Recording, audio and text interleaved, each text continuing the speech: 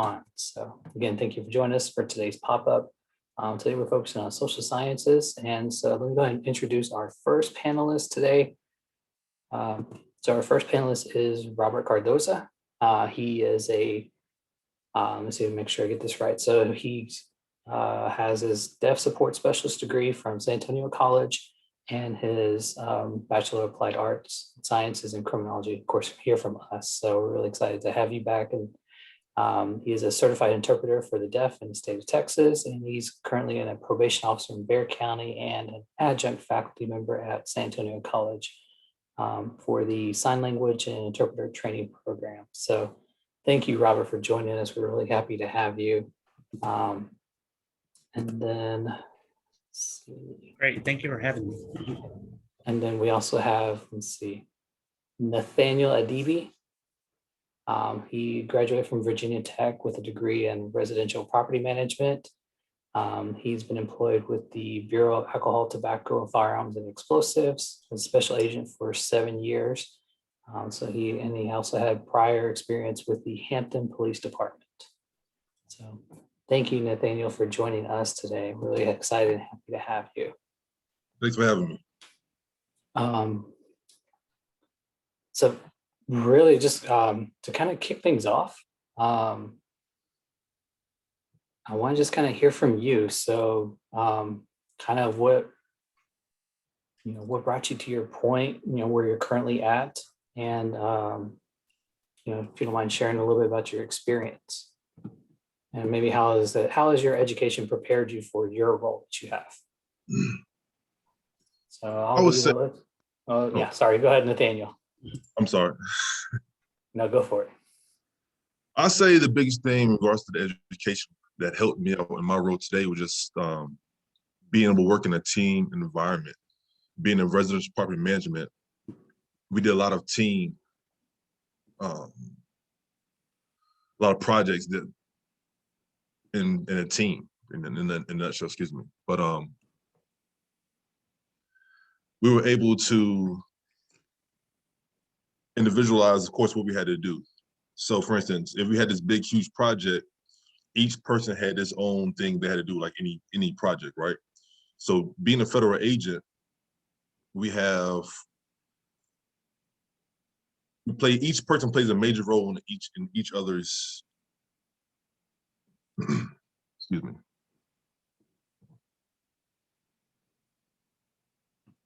Let's see here. Each person has a role to play in regards to investigations, okay? So if I'm doing a big case in regards to using a criminal informant, I have somebody who helps me deal with the money. I have somebody who wires up my agent, my informant. I have, like myself, I usually do like the operational planning, which deals with what we're gonna do, what we're gonna purchase for that day, and how I plan to make sure everybody is safe, okay? So everybody has a role to play, just like in a group project. If one person fails at their role, then if it affects the project, it affects my deal for that day. So it's about everybody coming together. Not only does everybody have to come together, but everybody has to make sure everybody's accountable for the work that you have to do, because each person plays an important part in regards to making sure that deal is not only successful, but safe. It's very important for everybody to come home safe when it comes to law enforcement. So it's about being accountable, resourceful, and thinking outside the box. I think all that plays a role in regards to what I do as a federal agent, in regards to making deals, dealing with informants, especially when it comes to doing undercover work with agents, just working cases in general. We deal with cases with firearms trafficking going to Mexico. So when we talk about Mexico, we talk about cartels. So, which is huge down here throughout the border of Mexico, from Texas to California. The cartels play a huge role. So we have a lot of firearms that get trafficked down to Mexico. So it's all about coming together as a team and being able to work not only as a team, but actually in an individual capacity as well. So because we play a small part in regards to a bigger case. Good points, especially. Okay, and for me, working in community supervision and corrections, I've been an interpreter for the deaf for over 20 years, and being able to work within probation, I noticed that there was a need for a deaf person to be able to meet one-on-one with their probation officer, as opposed to meeting in a group setting. And so that's what kind of sparked my interest into going back to school, getting my degree in criminology, to be able to be that probation officer that can meet one-on-one and work one-on-one with the deaf probationers that have their needs to be met as well. So I know you're talking about that point. So, was it that point in your life that you felt like that you wanted to pursue the area that you're currently in, or was there maybe another point earlier in your life that kind of sparked that interest for you? I'll continue with you, Robert, first. Well, I've always had an interest in criminology. I've always had an interest in crime shows and just knowing about the inner workings of crime, the criminal mind, the criminal justice system. And so once I saw this other need that needed to be met, that's what kind of sparked me into getting into this field. And going to A&M, going through the program here, really, it kind of pushed me to, it kind of pushed me into doing what I really enjoy doing now. I've been at this job for about 4.5 years now. I was hired on immediately following graduation from Texas A&M here in San Antonio, and so it's it's been a wonderful experience since graduating. Awesome. Same question to you, Nathaniel. What kind of point in your life you're like, hey, this is the route I want to pursue? Something, I never thought about being in law enforcement, becoming a federal agent until I actually met him. He told me what he did, and I thought, man, that's an awesome career, because I never wanted to be behind a desk 24/7. I'm always the person that likes to get going. I like to be outside, always moving. So I met him. He told me what he did, and I thought it was just an awesome career. And therefore, I started to pursue, because I didn't know I even qualified to be a federal agent, So he told me how to go about applying, and I just really started pushing it. And it took me maybe a couple of years to actually become a federal agent, but that's when I became a police officer first, to sort of get some experience in regards to just in law enforcement in general. And I just kind of kept fighting my way to getting on with an agency. So Nathaniel, I wanted to follow up. So what are some things, so for like any students, anybody that wants to become, kind of pursue what you're at and where you're currently at, what are some things that recommendations that you would have for them? Like, should they become an officer? Is there something, a certain course or something that you feel like would be beneficial to them? So really, as you said earlier, my major was residential property management. It has absolutely nothing to do with with law enforcement. However, no matter what your major is, it helps, because in the day we have accountants, that's federal agents, we have doctors, we have lawyers, we have a lot of different people that have transferred and became federal agents. So going on USA Jobs is a great tool. USAjobs.gov. They have a lot of different resources on there in regards to resume writing. They have tools in regards to interviewing. So I think those would be the biggest tools in regards to where to go to really first start, because most federal jobs are on USAjobs.gov. So definitely start there, create yourself a profile, upload your resume, create a resume, and really go through and use the resource that OPM have on the USAjobs.gov website, because they're the people, at least for ATF, OPM, which is the Office of Personnel Management, they are the people who actually review the resumes and determine if you qualify, and if you do qualify, what grade you qualify as. Okay, so definitely go in there and use the resources on usajobs.gov. Great. So definitely, you're hearing it from our panelists, where to go. I mean, he's telling you exactly where to go, what you need to do. So same question to you. What about you, Robert? So what would you, any students who are looking to kind of get into your niche, the area, your field, what are some things that you would say that could benefit them? Sure. So it's not only about criminology and knowing about crime, knowing about the criminal justice system. There's so much more to probation. There's so many different departments that one can get into. We have specialty courts. We have a DWI court. We have drug court. We have sex offender units. We have inpatient rehab.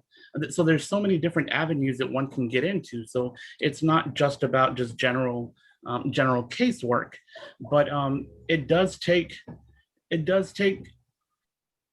you working with people. You have to know that you will be working with people. Sometimes working with people is not the easiest job.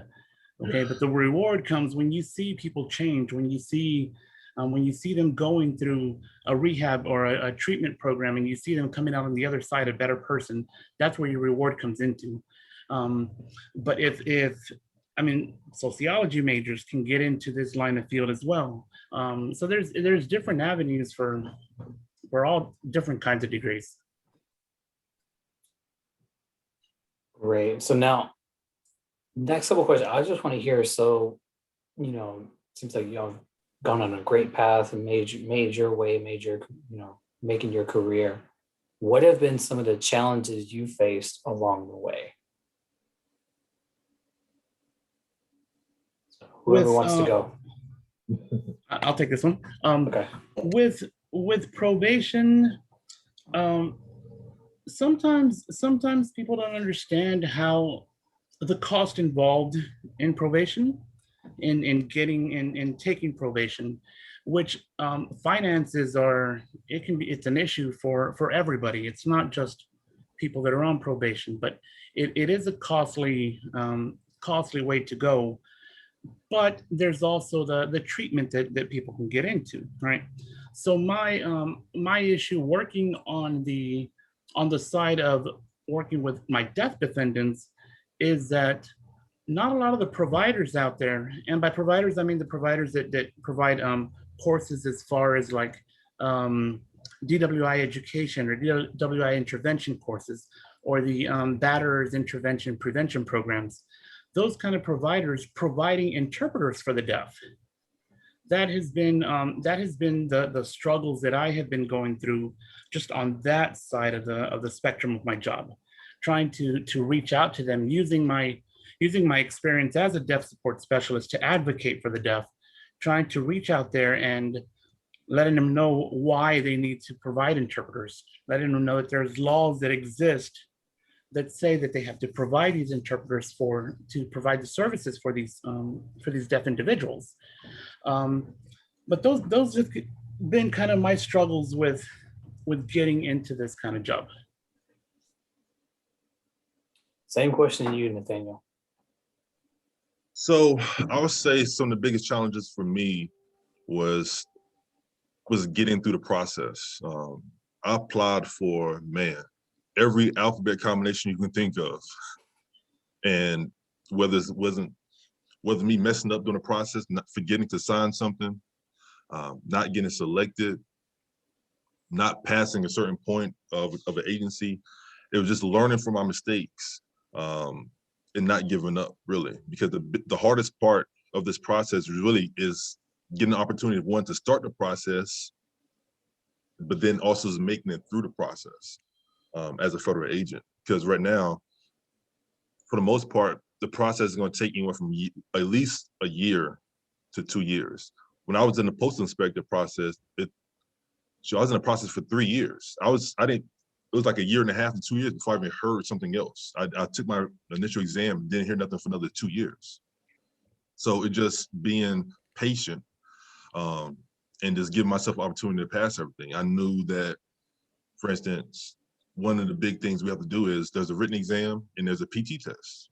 Is even though I know that I wasn't sure if when I was going to take the written exam, but making sure when that written exam came up that I was prepared for it. So it's constantly studying. Again, I played football, so I'm a bigger guy. I'm like 6'3". At that time, I was about 6'3", 250, 260. I'm still about the same size now, but a little fatter. But running a mile and a half was not easy for me. Okay, so it's about me going outside and working at it and practicing running a mile and a half, because I knew if I failed anything, I'll be out the process. So it's really about, again, going by the accountability, being accountable to yourself. It's something you really want. It's going out there and doing it. So you said, I mean, I know I always hear from, people who pursue federal jobs and stuff, it takes, what are some of, I mean, physical out here and written tests. What are some other things, for those who want to pursue federal jobs? What are some things that they need to, I guess, maybe brush up on or make sure they do as part of the process? Perfect. So each agency has their own, okay, let me just back up. When you apply, for instance, ATF right now, if you want to apply through ATF, you have to go through a recruiter, okay? So like myself. So if you are interested, you have to locate the recruiter like myself, and then we'll sort of teach you how to start the process. Each agency in regards to applying wise might be a little different. So figure out how to apply for that agency. I know for FBI, I think you can go through USA Jobs, I think DEA, but postal inspector, you have to go through their website to actually apply. So once you actually apply for an agency, now it's determining what their written exam is. Go to their website and see what their written exam is. They may have a study guide for you, okay, or at least have some sample question that you can look at.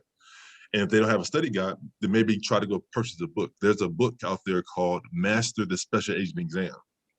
It gives you a lot of information in regards to about different agency, as well as some sample question that some agencies may use for their written exam. Learn what the PT test is. Different agencies have different PT standards. So learn what the PT test is. For instance, if you know that the DEA has a hard PT test, do their PT test. If you know that you can pass their PT test, then you can pass all the rest of the PT tests that you may apply for, right? There's a panel interview. That's something you really can't prepare for outside of this repetition. And then that's what helped me out about doing the panel interview. Then there's a polygraph and background investigation, making sure that your credit is on par. That plays a huge role. Making sure your driving record is good. If you have points, try to figure out ways to get those points off your driving record. And if you have, they understand that life happens, but if you have like credit issues, they may be asking you to pay, I don't know, $300 or $400 a month. If you can't afford that, maybe you can pay $25 a month towards that credit, but they want to see that you're actually trying to take care of your business, okay? So just don't let no credit, I'll deal with that later. You have to be taking care of those issues now, okay? So they want to make sure that each person is taking care of their business, even though they might be going through some type of hardship. In regards to polygraph, that's you being honest and forthcoming with information. So they want to make sure that you're not trying to hide nothing and that you haven't done anything, I guess, too crazy in your past. Just like in regards to drugs, each agency has their own drug policy. So you may have to reach out and see maybe what the drug policy is. A lot of people have experimented with marijuana. So that's something you may want to look into in regards to what their disqualifications are in regards to applying. I know, for instance, ATF, you can't have used it within the last like 2-3 years before applying. So you may have to wait that time out before you can apply for ATF. Yeah, a lot of, because I've come across students who are like, some students are like, oh, I can just apply and in a few months I'll hear. But I know like any kind of government agencies in federal positions that you have to, it is a process. I know students are like, I just got my polygraph and they started their polygraph and they applied like a year and a half ago. So, Right. it's a process and, for that, it's definitely like I said, any kind of federal jobs or anything like that. Robert, are there any special guidelines, especially like in your, working for the county, anything like that, you recommend for students who are looking for those type of positions? Um, I would suggest really getting familiar with the courtroom setting, getting familiar with courtroom terminology. On YouTube, they're posting trials. They're posting the judges will post their whenever they have hearings. Get familiar with those kind of terminology that's used in the courtroom, and what does it mean? What are they? Why are they using those words there? Also, get familiar with evidence-based practices because that's something that we use very heavily within Bexar County. And another thing we're big on is motivational interviewing. How to talk to people, how to really interview somebody, what to do when the person starts getting a little accelerated. How do you handle those situations?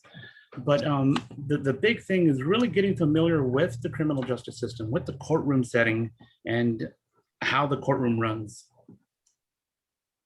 No, definitely great advice from, as well, especially, you said, people are like, well, I want to do this, I want to do this. And I mean, and like what you're saying really is just, it's, pretty common, if you want to pursue this area, get familiar with it. If you want to pursue federal job, look into it. So a lot of it's just really just taking the time to look into it, do a little research, talk to people. I want to touch a little bit on COVID. So I know COVID's definitely thrown a wrench in pretty much everything that we do. How has COVID affected your field? So, whether it's recruiting, courtroom, in your case, how has it affected what you do, what your field does, both the positive and the negative? So, Nathaniel, I'll give this one to you first. Okay. So I think one of the positive things is one, you can work from home a little bit more. I think everybody likes that. But work has not slowed down either. People still committing crimes, people still robbing gun stores, burglarizing gun stores, firearms are still being trafficked to Mexico. Crimes still happening with firearms. So as long as that's going on, we still have a job to do. Even though I know COVID has changed the way we do things, but we still have been able to meet the needs of the agency in regards to still making arrests, still doing interviews. It's all about being able to adapt, which I feel like our agency has done a great job doing. And recruiting wise, the positive thing about COVID has been this whole virtual thing kind of came from COVID. We've done a lot more stuff virtually, and I'll be able to, I guess, to communicate and reach out to way more schools than I would have been otherwise. But on that same token, in regards to reaching out to colleges, I have no clue if the students are even listening to me, or because typically the video is not on, so I'm usually watching myself talk for the most part. So I don't know if students are actually paying attention to me, which can go for a negative thing. Another thing would be working from home in regards to you not being as productive. I don't have my computer screens as I'm able to move things around, as if I was in the office. No access to a printer. I can't print to my, my casework, I can't print to my home computer, home printer, excuse me. And all my case files in the office. So that kind of sucks. So there is sometimes a little bit of driving around. So I kind of make use of my time at home and my time in the office when I go in there. So just like when I go do interviews, I have to be more mindful of wearing a mask, making sure they have a mask, possibly keeping my distance. Are they sick? or they look like they might be experiencing some type of COVID? Ask them, do they have COVID? Of course, now, if I'm going to interview somebody, a potential suspect simply tells me now, I think I have COVID-like symptoms, and now I'm not going no more. So whether he's lying or not, I'm not going no more, and I have to try to figure out things another kind of way. So, of course, it's all about safety right now. So until we can figure things out as a nation, or really as a society in general.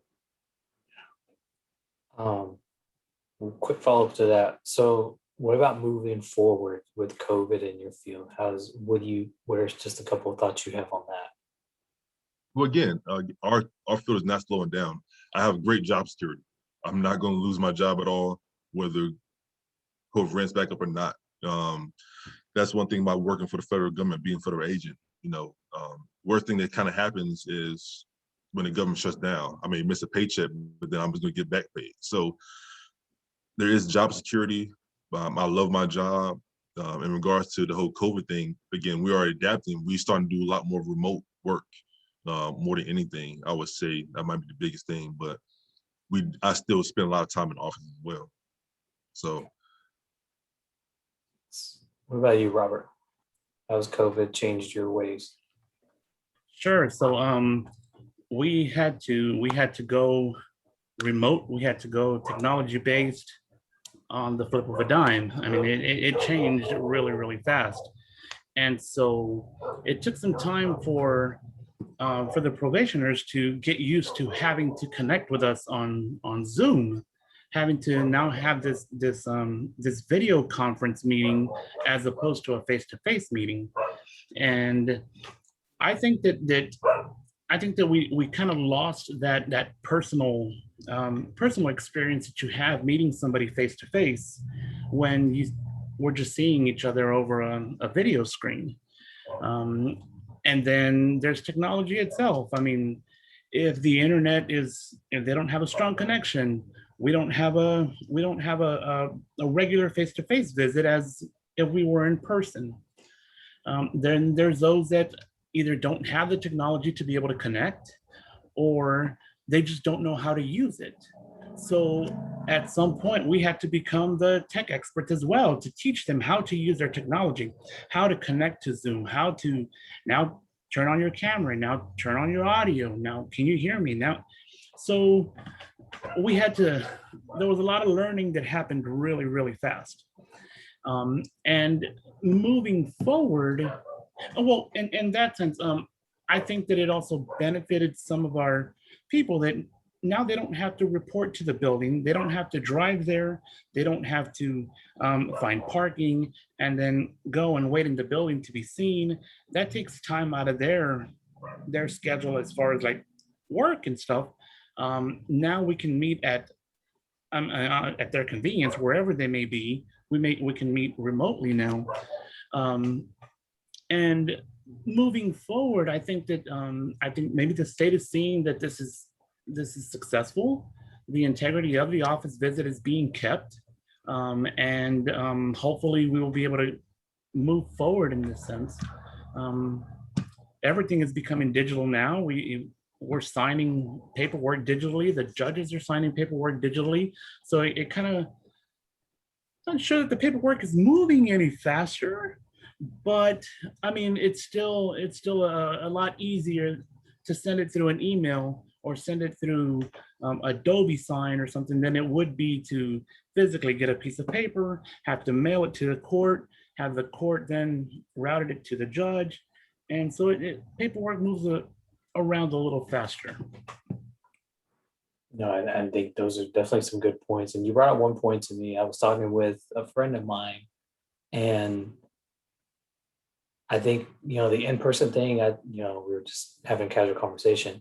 I feel like in some sense, we may have to relearn how to socialize again, in a sense, because I mean, like you mentioned, we're here on a computer screen. So just turning on and talking to you, really just talking to people. And it's different than, like you mentioned, being face-to-face, having those true interactions. And of course, right now we're still practicing, having our safe practices. But once we get to a point where we can be more in person and face-to-face, I feel like there will be some sort of adjustment period, both for, young ones, kids, but also adults as well. I mean, a lot of people have gotten comfortable with just like clicking on a computer. Hi, how are you?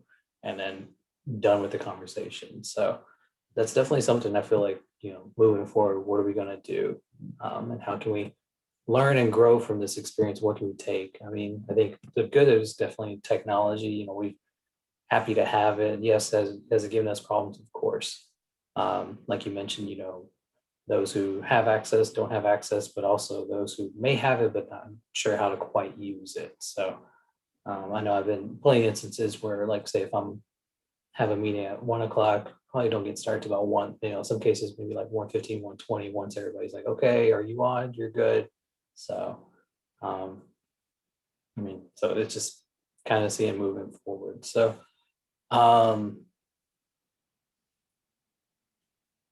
I want to open it up. So our guest here today, so those who are joining us, and Dr. Franson and others who are here, I'll open up for a couple minutes of questions before we wrap up. So any questions for our guest today, our panelists? Mine's a fairly benign question. First, thank you both to our panelists, and Nathaniel, full disclosure, as the alumni director for A&M San Antonio, I'm, here rooting for Robert, but I guess you have kind of a cool job too. But Robert, my question is for you. My benign question is, I think what you do is super, super interesting and cool. And I was talking to some folks offline, and we would love to write up an alumni profile on you sometime and the work you do. Would you be open to that? Absolutely, and I'm honored to be asked. Thank you.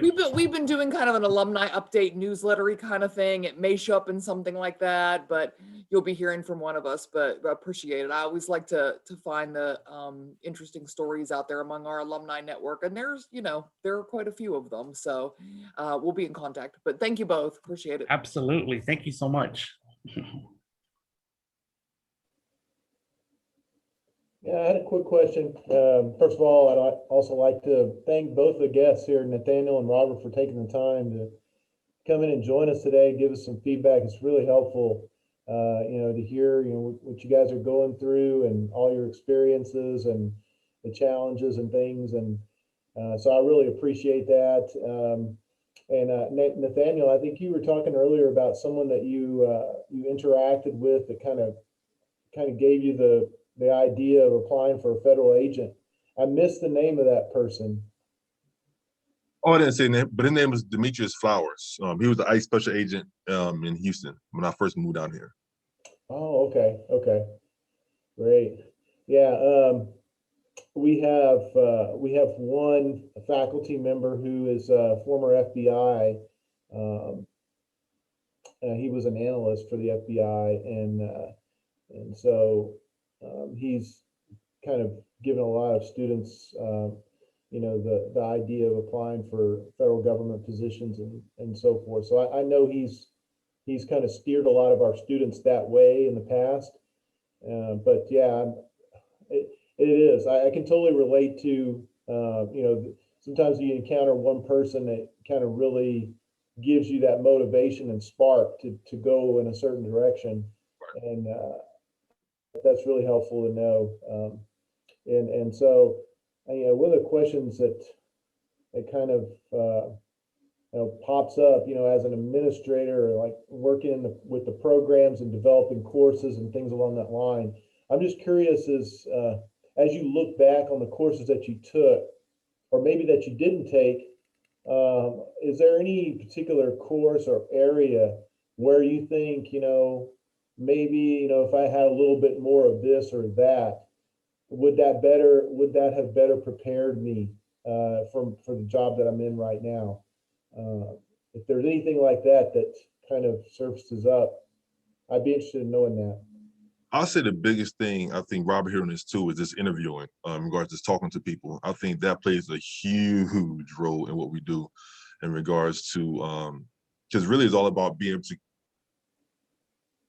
to, when I'm doing an interview, you try to relate to that person, right? Try to find some type of common ground. That's the biggest part. Then when you get the common ground, then all about building rapport.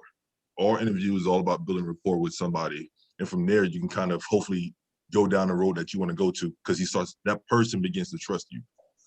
So being able to talk to somebody too, and that's whether it's a suspect interview or just a regular interview in regards to maybe somebody that just got robbed or whatever, all about being able to talk to somebody. So if you have somebody that can really communicate well with somebody, they're going to be, no matter what job they get, they're going to be very successful, honestly. Great feedback. Thank you for that. And I believe in the course that really stands out in my head very vividly, that has helped me through this through my work to this field, is the community corrections and supervision course. That really helped. But I don't recall if there was a part that had any kind of motivational interviewing that we are using now within the field. And Nathaniel, you're correct. I mean, we have to be able to meet at the same level with these people. We have to know how to talk to people. So if there was that component of the program within the curriculum of those courses, not so much in the courtroom settings. That course was very, very good as well. But in the community corrections course, if motivational interviewing was included in there, or if a separate course was added that included that curriculum, I think that it would be very helpful. A lot of stuff also is about some situations all about de-escalation, and that's, again, is all about being able to talk to somebody. So just being able to speak to somebody this will play a huge role. Sure. Good to know. Thank you for that. Sir. Kind of really quick. So kind of, you're talking about de-escalating, talking to people. Have you noticed a difference, prior to COVID? So like the in-person de-escalation versus like a virtual situation? Personally, I have not done too many virtual interviews. I'm still going knock on their door. Okay. I'm still doing face-to-face, because one thing about being an agent too is non-verbal cues and all that kind of stuff. When you're speaking to somebody, you kind of, it's crazy the stuff you can see in regards to somebody lying to you. You start sweating, pulsating, and just different things of that nature. That's some of the things that we kind of look for. So we always prefer to do an in-person interview, but sometimes it is what it is. Sometimes if it's not in person, it's usually just over the phone. So nothing really is virtually. And on my side here, it's been a little difficult handling those types of situations over video conferencing, over Zoom, because if the person doesn't like a decision that was made by the court or by the substance abuse assessor, it's as easy as pushing that disconnect button and we've lost contact. And then to try to get in contact with them again, they're not going to answer. They don't want to hear from you. They don't want to hear those things. So it's been difficult to handle those situations remotely than if we were in a face-to-face visit. We could handle those things there. We could talk about it. We can discuss a little deeper into the situation. But once they push that disconnect button, it's the connection is lost. I definitely get that. So any other questions for our panelists before we close out? Hi, so one of my favorite questions to ask panelists is, if you had to go back in time, your freshman year of college, what's that one piece of advice you would offer yourself? I would definitely tell myself, don't take so long to get this done.